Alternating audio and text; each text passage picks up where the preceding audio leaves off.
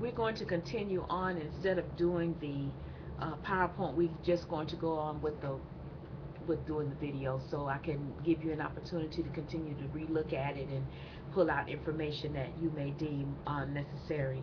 As we were talking about Virginia Satir and we looked at how we deal with family therapy, I want you to note that Virginia Satir talks about communication, and when we talk about communication, first of all, much communication is nonverbal.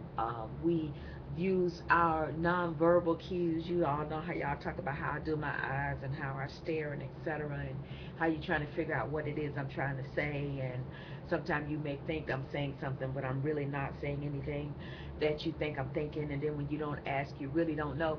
Well, giving you that example is because that's what happens in communication a lot. Sometimes people misinterpret what we're saying or what we're thinking, and they don't ask. They read body language and they don't ask, and a lot of times they find themselves making wrong inferences because that person is really not saying what it appears their nonverbal cues are given. And then the second thing we need to remember is that the nonverbal cues at times stand out more than the verbal cues, because we can say something, but our nonverbals are really saying something different. The receiver is not likely to misunderstand the meaning of the congruent because the verbal is going along with the nonverbal. If you're saying you're happy and you're smiling, then that says that's a congruent message. But if you're saying you're happy, but then you're really looking as if you're not, those are non incongruent messages, because with the facial expression that you're giving, that you're happy, or you're saying I'm sorry that you're happy, but your facial expression is saying different. Those things are not congruent. And so as the social worker, as the beginning social worker, that's one of the things that I tell you is to be aware of what's going on in your environment. You got to make sure, because the clients are going to give you uh, statements, be it verbal or nonverbal, to let them know whether they are listening to you or not. All right. How do we help with clients? We also got to remember too, before we get to that, another kind of incongruent communication is one that places the receiver in a double bind. That is, no matter how one responds, the sender will criticize. So say for instance, if you are doing something positive, but the sender criticizes what it is. Let me give you an example. On page 75, if you look there, it says, Father may say on one hand that all good children should keep their toys picked up, but on the other hand, he tells his son that all real boys are messy. He's telling that son two different things. And children, many times, they are in their formative years and they're trying to figure things out. And you've seen, as well as myself, we've seen students, individuals who've been given messages, but they really don't understand. And to see children, it's really not a happy sight to see a child where one parent is telling them one thing and another parent is telling them another, and they're trying to decide which one is giving them the right message, or if that person they generally trust in is giving them incorrect information also. Satir tells us that goals and techniques are based on her assumption that people have the inherited ability to grow and to mature. We have to see that. You and I, as we're dealing with clients, we have to understand that people have the inherent ability to grow no matter what situation they're in. If they are a crack user and they've been using crack for 30 years, we have to believe probably by year 32 that they will eventually stop using crack. Regardless of how they are, where they are at that particular time, we have to believe that that client is going to at one day come out of their situation. Satir states that there are 5 different areas that we can choose to take responsibility for our own lives and actions, and this is what a mature person would do. A lot of times people aren't really mature. They're chronologically old, or they're chronologically mature, but they're not when you look at their actions. She said a mature person will manifest himself to others clearly. You would explain yourself. You will show yourself verbally and non-verbally clearly. She said that a mature person is in touch with signals from their internal self, thus letting people know what they're thinking and feel. A lot of times we don't want people to know what we feel, but it's written all over our face. She said that a mature person should be able to see and hear what is outside of themselves as differentiated from himself and as different from anything else. You got to not only be able to hear what's going on inside you, but what's going on outside you.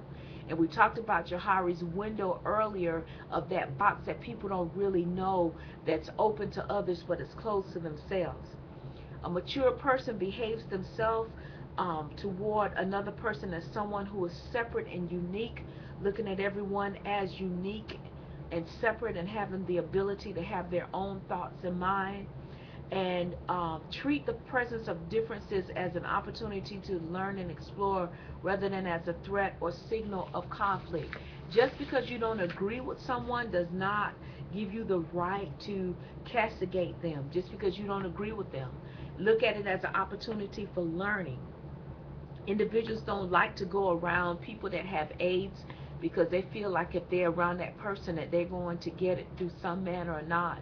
If you don't engage in any type of activity that you will put yourself at risk, you cannot just get AIDS from talking to a person or being in a person's presence. So we have to make sure we don't shut ourselves out of situations just because of our beliefs.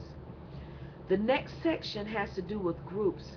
A group is defined as two or more individuals who have face-to-face interaction. Each individual is aware of his or her own membership in a group, each aware of the others who belong to the group, and each aware of their positive interdependence as they strive to achieve mutual goals. We talk about a group as two or more individuals in a face-to-face interaction. We talk about a group size as being two or more, but anytime you get past 12, there's too many people in a group, because if you're talking about doing some therapeutic things, it's kind of hard to do that. And so if you're in a group, it's best to have 12, at least 12, but you can work with 20. And you can do that if you have a lot of time. Anything past that, you're going to have a hard time trying to convey or provide the therapy that you need. The first group, we borrowed the group concept from the YMCA. George Williams established the YMCA, or the Young Men's Christian Association, in London in 1844. And his purpose was to teach young men Christian values and provide them with recreational activities, along with teaching them occupational skills. Settlement houses were established in large countries around this time, and many of the settlement houses sought to use the group concept to empower the people in their community. The settlement houses sought to empower these people by educating them, reforming the community, and organizing neighborhoods so that they could preserve religious and cultural identities in order to help individuals and provide them with the emotional support that they needed, because they found out that even as individuals, we can't live life alone. We need to invite others to be a part of the social issues that we deal with on a daily basis. And so, dealing with the group concept, we have found it has been very, very helpful in helping us to provide services.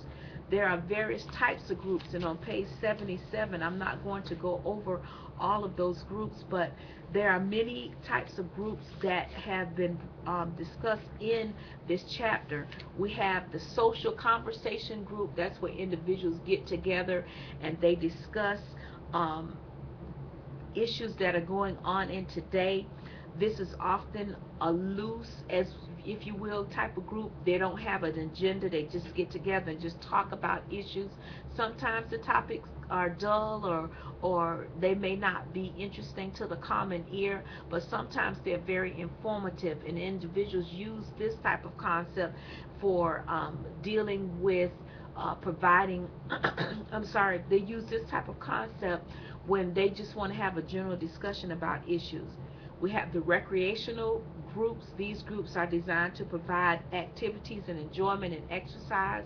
Some examples of those are the YMCA, as we said earlier, or the YWCA, as we said, the Young Women's Christian Association.